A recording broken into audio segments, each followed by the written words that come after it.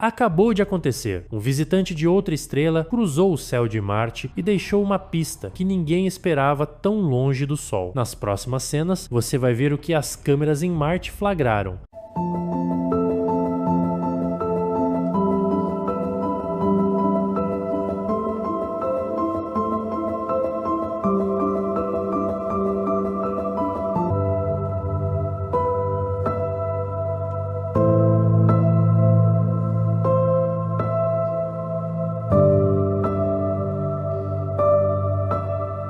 Por que a assinatura de dióxido de carbono e os rastros de água desafiam o manual dos cometas? E como isso se conecta à nossa defesa planetária? Velocidade absurda, química inesperada e um cronograma apertado de observações é a ciência acontecendo agora, com dados de verdade. Você está no canal New e não esqueça de se inscrever para nos ajudar a bater a meta de 110 mil inscritos. Tópico 1. O estranho visitante. Imagina você olhando para o céu e descobrindo um viajante vindo literalmente de fora do nosso quintal cósmico. Não é rumor, não é filme, é real. Em 1º de julho de 2025, um telescópio de varredura detectou um ponto se movendo depressa demais para estar preso ao Sol. O nome dele? 3I Atlas. Terceiro visitante interestelar já visto por nós. A órbita hiperbólica ele entrou, vai cruzar e nunca mais volta. E mais, não representa perigo para a Terra. A trajetória fica longe, passando a quase 2 unidades astronômicas do nosso planeta. Isso já tira um peso, mas não tira a curiosidade. Afinal, o que ele é? De onde veio? Por que está tão ativo tão longe? Segura essa pergunta por um minutinho. Logo depois da descoberta, um veterano do espaço apontou seus olhos precisos. O telescópio espacial Hubble. A primeira imagem de alta resolução mostrou um casulo de poeira em torno do núcleo, aquele cocum em forma de lágrima típico de cometas em atividade. A equipe estimou um limite superior para o tamanho do núcleo, algo na faixa de poucos quilômetros, com um limite máximo próximo de 5 a 6 quilômetros, e podendo ser até menor que meio quilômetro. Tem também um detalhe que impressiona, a velocidade. O 3I Atlas corta o sistema solar a mais de 200 mil quilômetros por hora. Para ter ideia, isso é rápido o bastante para cruzar o Atlântico em bem menos que 1 minuto. Mas o tamanho e a pressa escondem outra pista, que vai aparecer já já. A essa altura, você talvez lembre de outros forasteiros. Primeiro foi o Oumuamua, aquele charadão que mesmo sem cauda visível, acelerou de um jeito esquisito, possivelmente por liberação de gases. Foi a primeira vez que vimos uma aceleração não puramente gravitacional num objeto assim. Depois veio o 2I dividido por Borisov, com jeitão de cometa clássico e uma composição estranhamente rica em monóxido de carbono, sugerindo formação em regiões muito frias. Agora, o 3I Atlas chega com personalidade própria. Mas a pergunta do começo, o que ele é? Pede química, não só foto bonita. Já respondo. Enquanto ele cruzava o espaço entre Júpiter e Marte, a comunidade mobilizou tudo. Telescópios de solo, sondas e até naves em Marte. Isso mesmo. Quando passou perto do planeta vermelho no início de outubro, um orbitador europeu registrou o ponto borrado correndo no fundo do céu marciano, a imagem mais próxima até agora. É poético pensar, a partir de Marte, uma máquina nossa filmou um cometa de outra estrela atravessando a vizinhança. Só que o melhor espelho desse viajante não foi uma câmera, foi um espectrógrafo. Vem comigo pro próximo tópico, porque é agora que a química abre o jogo. Tópico 2. O que ele é feito? Pistas na luz. Quando apontamos instrumentos que quebram a luz em cores, a composição entrega o jogo. Em agosto, um telescópio espacial infravermelho enxergou na coma do 3I Atlas assinaturas de gelo d'água, vapor d'água, monóxido de carbono e especialmente dióxido de carbono em abundância incomum. A proporção de dióxido de carbono em relação à água despontou entre as mais altas já medidas para um cometa, um retrato químico que sugere 2 possibilidades. Ou esse material ficou exposto por eras à radiação mais intensa do que estamos acostumados por aqui, ou o objeto se formou perto da linha do gelo de dióxido de carbono no disco onde nasceu, longe e frio antes de ser chutado para o espaço interestelar. É como analisar o tempero e deduzir a cozinha onde o prato foi feito. Tá, mas e água? Ele solta água? Sim, e aqui vem o plot twist. Observações no ultravioleta detectaram hidroxila, aquela filhote da água quebrada pela luz do sol, quando o 3I Atlas ainda estava longe demais para o gelo d'água sublimar fácil, ou seja, havia atividade hídrica num frio que teoricamente deveria manter a água quieta. A taxa de perda estimada impressionou os pesquisadores, compararam a uma mangueira em alta pressão. Se a água já aparece cedo, quem está puxando a atividade é o dióxido de carbono e o monóxido de carbono, que sublimam a temperaturas menores, abrindo poros, levantando poeira e arrastando moléculas de H2O junto. Essa combinação CO2 turbinado mais água precoce faz do 3I Atlas um laboratório ambulante sobre como cometas nascem e envelhecem em outros sistemas. E o tamanho? Lembra do limite do Hubble no tópico anterior? Ele coloca um teto de alguns quilômetros para o núcleo, com um assoalho de algumas centenas de metros. Para cometas domésticos, isso nem choca, mas como ele é interestelar, cada metro importa. Se for menor, explica por que a luz do núcleo fica afogada na poeira. Se for maior, sustenta a atividade por mais tempo. De qualquer forma, o 3I Atlas não é uma rocha solitária, é um objeto gelado, rico em voláteis, que respira poeira e gás conforme se aquece. E tem mais. A própria forma da coma é assimétrica, sinal de jatos preferenciais ou rotação irregular, detalhes que contam a história de fissuras, afloramentos de gelo e áreas ativas que acendem e apagam conforme ele gira. E a cronologia da viagem? O 3I Atlas passou pertinho de Marte no começo de outubro, mergulha rumo ao periélio no fim do mês, some atrás do Sol e reaparece no começo de dezembro para mais uma temporada de observações antes de seguir rumo a Júpiter e se despedir de vez lá por março do ano que vem. Tudo isso sem encostar perigosamente na Terra, reforçando: não há risco de impacto. Ótimo. Mas e quando a descoberta não é tão adiantada assim? E quando a visita chega em cima da hora? Vamos encarar esse desconforto no próximo bloco. Tópico 3. O relógio corre. Avisos tardios, Júpiter para raios e Marte com data marcada. Nem sempre dá tempo de respirar fundo. Em 2019, um asteroide de dezenas de metros apelidado de City Killer passou entre a Terra e a Lua com menos de um dia de aviso. Há poucos dias, outro pequenino, do tamanho de uma girafa, raspou a alta atmosfera sobre a Antártica. Ainda mais próximo que muitos satélites foi percebido depois da passagem. Esses casos eram pequenos demais para virar catástrofe global, mas ilustram a parte mais tensa da vigilância. Objetos escuros, aproximando-se pelo lado do Sol, podem escapar até o último minuto. Aí você entende por que varreduras de grande campo e alta cadência, tipo as que descobriram o 3I Atlas, são vitais. E quando um corpo grande acerta um planeta gigante, o show é didático. Em 1994, pedaços do cometa Shoemaker-Levy-Nove entraram em fila e explodiram na atmosfera de Júpiter. As cicatrizes escuras ficaram maiores que a própria grande mancha vermelha e foram vistas por semanas, um lembrete de que gigantes gasosos varrem bastante entulho e por isso mesmo protegem e ameaçam atrair impactos que, se desviados, poderiam mirar mais adentro. Anos depois, outro impacto deixou marca no planeta, flagrado por um astrônomo amador e confirmado pelo Hubble. Toda vez que vemos Júpiter levando uma pancada, a pergunta volta: e se fosse aqui? Aliás, Marte também tem seu encontro marcado, só que com a própria Lua. Phobos, o satélite maiorzinho, está perdendo altitude devagarinho por causa das marés. Em dezenas de milhões de anos, deve se despedaçar e formar um anel temporário ou cair em Marte. Essa história, lembrada rapidinho, serve para